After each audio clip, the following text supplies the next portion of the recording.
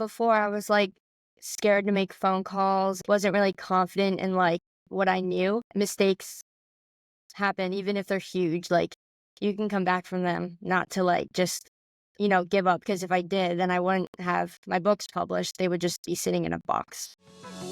Welcome to Future Titans, where we spotlight remarkable middle and high school entrepreneurs building real businesses that solve real problems.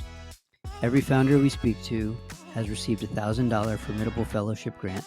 It's not equity, it's not debt, just a bit of inspiration capital to say keep doing what you're doing. If you're a student entrepreneur, we'd love to support you too. Just visit formidablefellowship.org to apply for a grant. It takes less than 5 minutes. And if you believe in empowering young builders, consider supporting our mission. All contributions are tax deductible. Now on to the conversation. Hey everybody, today I'm here with another young entrepreneur, Daisy Nanni, and she's built a great publishing business. Daisy, do you want to introduce yourself? Sure. My name is Daisy Nanni. I made the business Twiddlebury Twig. I go to New Hope Sobury High School. I'm in 11th grade currently. I also go to MBIT, which is my tech school, which I go half the day every day. Okay. And give us a sense for the business, the Twiddlebury Twig business. Like, when did you start it? How big is it now? I started it at like the beginning of 2023, and I've grown on like social media to about like 63 followers throughout the whole book publishing that took up until like 2020, the beginning of 2024, which is when I published that. And then I started doing the advertising for the business. So my business really started going in like the beginning of 2024, but I started doing the book and making it in 2023. All right, Daisy. And so give us a sense for how big the business is, or how many books you've sold so far. Yeah, so I've sold about 60 books so far. They're going for $15 each, so I've made $900. Okay, awesome. That's great. Yeah, so I think publishing's a really interesting category. We haven't seen a ton of Formidable Fellowship applicants in this area. It sounds like it takes some time, from idea to actually getting the book. So let's maybe start at the beginning. Like, how did you get the idea, right? What made you want to, write a book? And maybe tell us like a little bit about the kind of books you're writing. Yeah, so I've always wanted to, and nothing was going to stop me. Um, I started off like having the dream of wanting to become a illustrator and author. And then I went to tech school, and there I learned how to format a book. So just for fun, I started formatting my book in Adobe InDesign. And then once I had it formatted, I saw that like I had enough money from my jobs to actually pay for it to get published. So then from there, after all the research I've done, I finally got it published. And I guess from the type of feeling I wanted my book to convey is to like children like ages 2 to 6. And I wanted it to like convey more like calming and naturistic with my watercolor tones. We're learning maybe one, because I think the idea of tech school probably won't be familiar to a lot of people.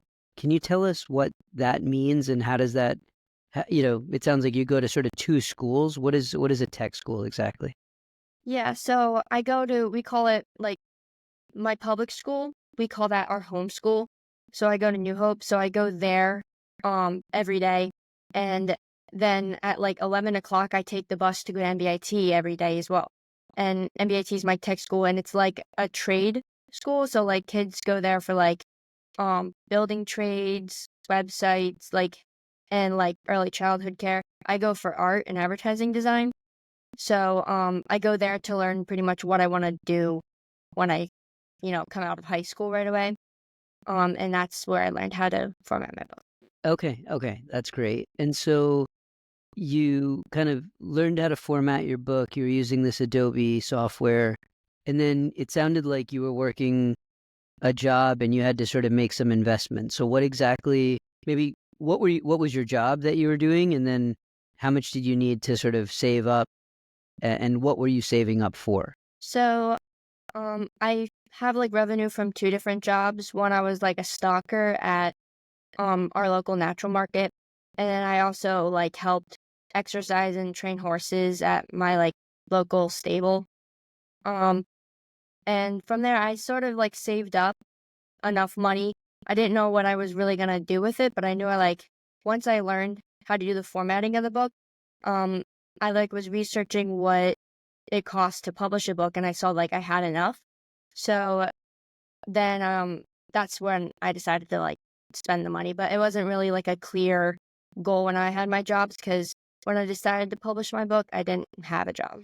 Okay, all right, that's amazing. So, okay, so I think for folks listening, Daisy's in school, has 2 jobs, working on a book that she's trying to get published. So, remarkable work ethic. So that's amazing. So, walk us through how you learned about publishing. Right? Was this something that they taught at your technical school, or was this sort of self-taught?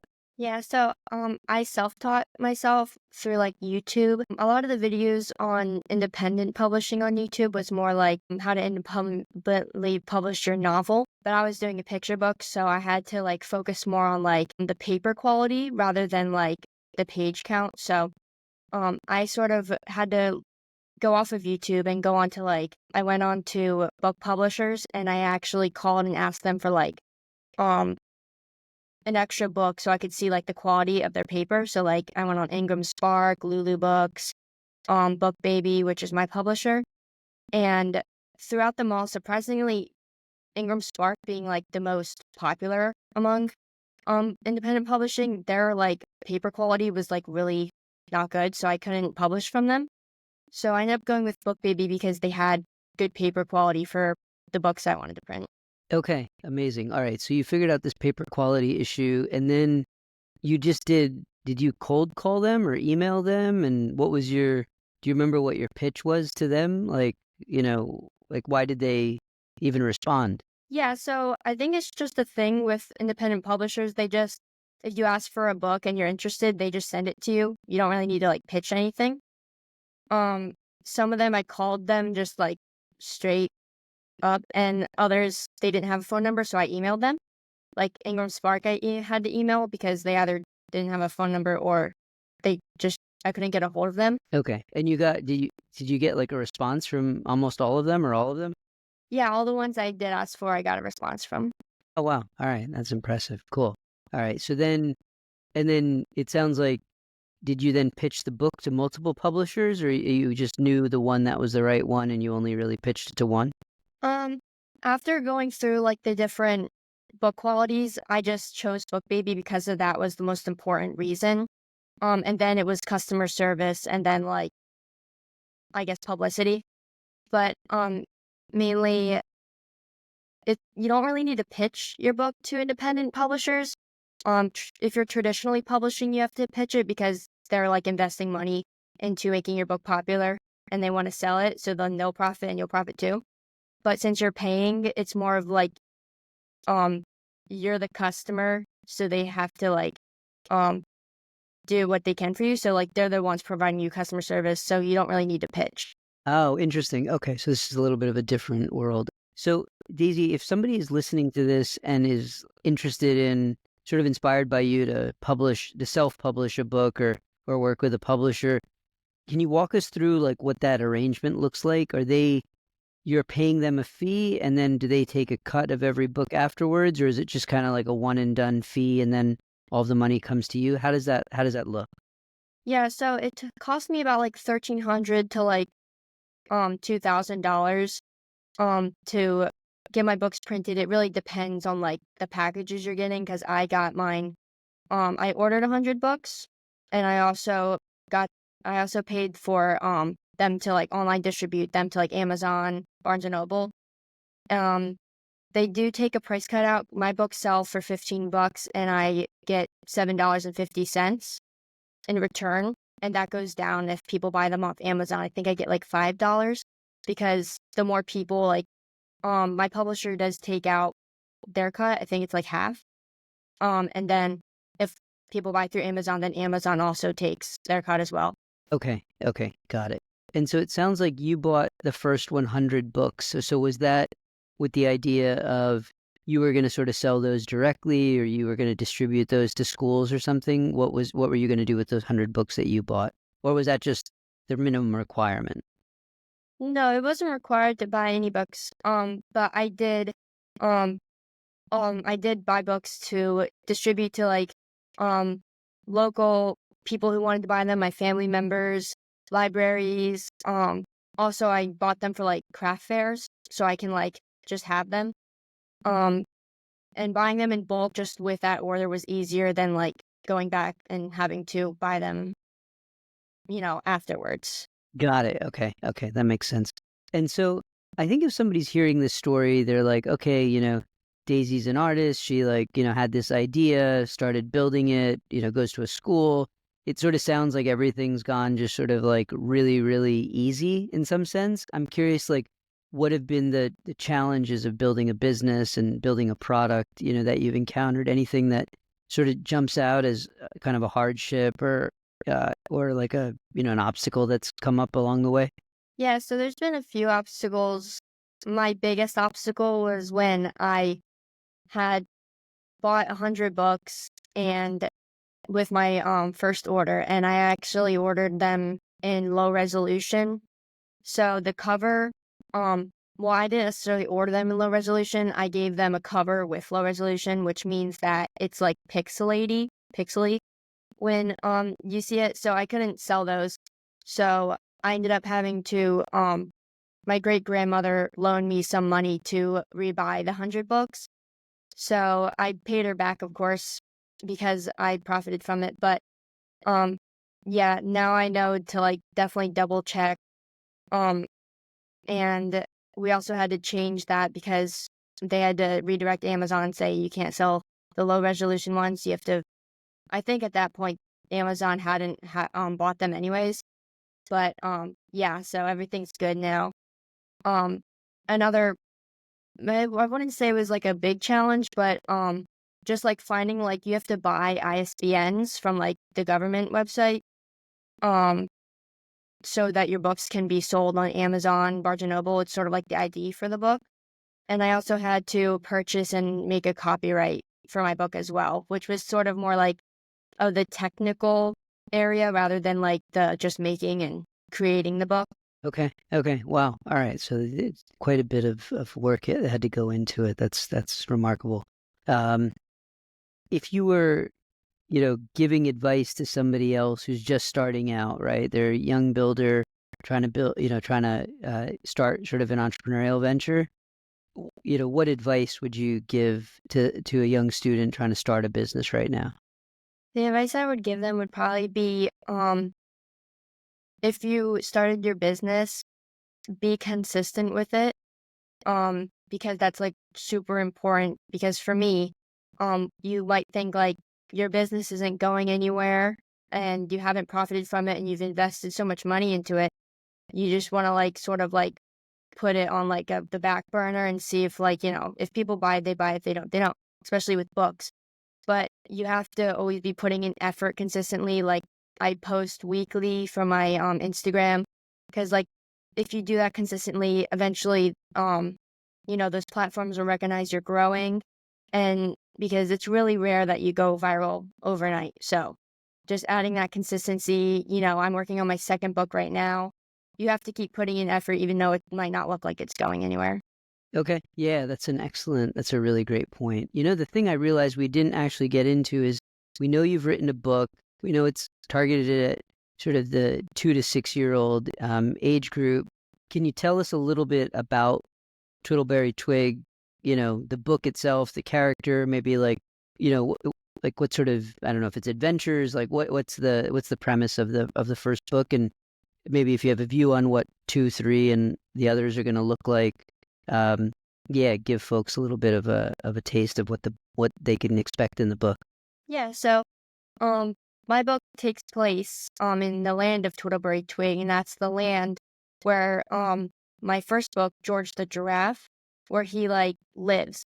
Um so my first book's about his morning routine. It helps kids understand like and gain those skills. Um but for the continuing books, I'm actually in my second book called George Meets a Friend. I'm bringing in the second main character called Puff. He's a guinea pig. Um, it's sort of a funny, like, dramatic height difference, but they're just, like, both my favorite animals, so that's why I added them. But so now that I have Puff and George, they're gonna go through like all these different adventures, and that's gonna be like um provide a lot of plots for my next books. I'm going to probably make a Christmas book, um like a fall festival book, like all like the seasons, because that those are like books that will sell well. I'm also going to just add on to their adventures more as the plot thickens. Okay, okay, very cool. And are there are there sort of book series or authors that have sort of been inspirations for you, or that you look at and you're like, oh, I'd love to eventually have Twiddlebury Twig be, something as impactful as that. Is there anybody that you look to? Yeah, definitely. The Berenstein Bears actually are one of my like biggest book publishing people that I look up to, because they've been going on since like the 1960s, and they sort of have like, if you don't know, they have sort of what I do. They have like these characters, they're this family of bears, and goes through all their adventures and like their life lessons, and they're just like little square books with like 32 pages. Um, and they have like I think over 100 published. I don't even know, but they've been going and they're still going now. Like they passed on to their family to make the books, and so I hope to one day like have like families collecting all of mine on their shelves, because I know my family has like their whole collection at home, and like the kids love reading them. Okay, that is amazing. I love that's such a great aspiration. Um, for those who are listening, the 100 books that Daisy printed that had the mistake are going to be collector's items one day. So you should grab those as well at some point. Um, so what have you learned through this process of building a company? Like, if are there a couple things that you're like, you know, that as if you could remember yourself back when you started, and now look at yourself, things that you feel like you've really learned, or that entrepreneurship has changed in you. Yeah, so before I was like scared to make phone calls and like wasn't really confident in like what I knew. But after doing like all this research and like becoming like really well versed in like the knowledge of book publishing, like I can call a publisher, like know what I have to say. Um, Pretty much self-taught myself in like all the vocabulary I need to know for them. And from my tech school, I know how to like, send PDFs, what like can be wrong with them. Now I know to send proper resolution as well. Um, and I guess I also learned that mistakes happen even if they're huge. Like you can come back from them, not to like just, give up. Because if I did, then I wouldn't have my books published. They would just be sitting in a box. Yeah, absolutely. Yeah, I mean that was a pretty costly mistake, right? And you like kind of shook it off. Luckily, was it your grandmother who lent you some money and you paid her back? I mean, that's like, yeah, Mhm. Yeah, yeah, it was my that's great grandma. unreal. Your great grandmother. Oh wow. Yeah. All right. Well, you're Mhm. very lucky to have her in your life. That's great. Mhm. Um, what do you maybe as we think about school, you go to sort of this unique kind of school, kind of hybrid. Um, you know, in school, have there been classes or teachers that have been really kind of instrumental in sort of helping you learn elements of business, or just sort of fundamentals that you're seeing that have been valuable for you? Yeah, my teacher last year at my tech school, Miss Tessola, she helped me like format the book. She was like always super kind to me and like was very helpful in like learning. She like um really motivated me to publish my book. Um my teacher, Miss Jager, also, she was my English teacher. She um you know, boosted my confidence in writing, because I actually started off sort of like not being as into English, but then once she got me into it like through her classes. She was like a super engaging teacher. Okay, amazing. That's so good. Um, are there other entrepreneurs at your school that you know of? Like, what? And maybe not in book publishing, but are there other folks who kind of are trying to or have built businesses, or are you kind of like one of the only ones you know? I'm sure there are. I'm not sure. I'm not really that like I don't talk to many of the kids at my school. I know another girl published a book. I'm just not sure. I didn't really see what she did. Okay. All right. Very cool. And if you could, if you could sort of wave a magic wand and change something about school, right? Hey, I wish they would have spent more time teaching us about this, or I wish they would just educate us about X topic. Like, is there anything that you feel like would be really, really valuable for you? I guess at my tech school wise, I do wish that they would have taught me more about like traditional art and like watercolors.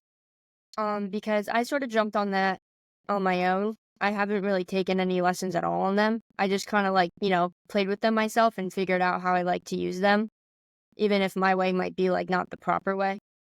Um, but yeah, it's not really my textbook's fault anyway because they're more digital focused anyways, but we do some traditional. Um, and if I could like not exactly an educational thing I wouldn't change, but like something I do wish would like, happen is that like teachers at my school, some of them aren't as like, motivated to teach. And I just wish like that they would be more interested in like what they teach because when a teacher isn't like interested in what they teach, you can like sense that as the student.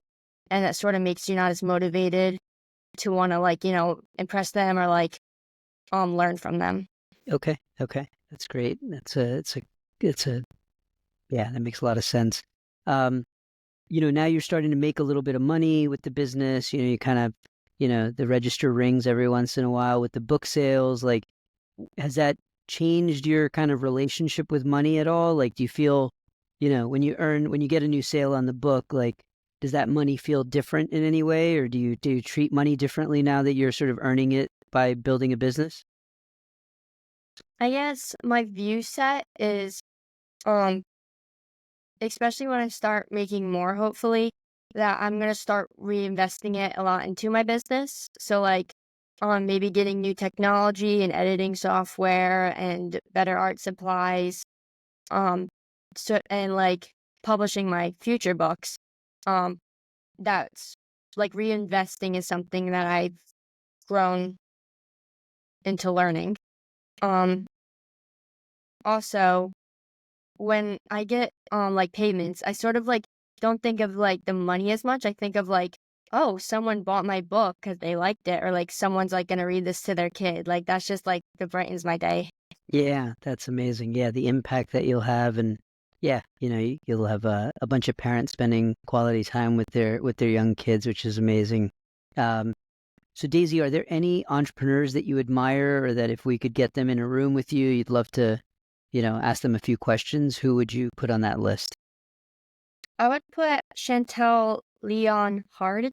Um, I think that's how you pronounce her last name, but, um, I just look up to her because she vlogs her self-publishing journey. She's currently working on her book called Adina and Her Star, and she makes these, like, beautiful watercolor paintings. Um, I look up to her because she, like, vlogs her self-publishing journey and, like, the struggles through it, and making the book and, like, her errors that she's made and how she's come back from them compared to, like, most there's not many, like, self-publishing, people like her because that, like, vlog someone like her because a lot of popular, authors and illustrators usually traditionally publish and they don't, like, quite walk you through their whole journey like she does. Okay, that's amazing that she's sharing so openly. That's very cool. Um, I'm curious with the $1,000 that you got from the Formidable Fellowship, like where do you plan on investing that in your business? What's going to happen with that?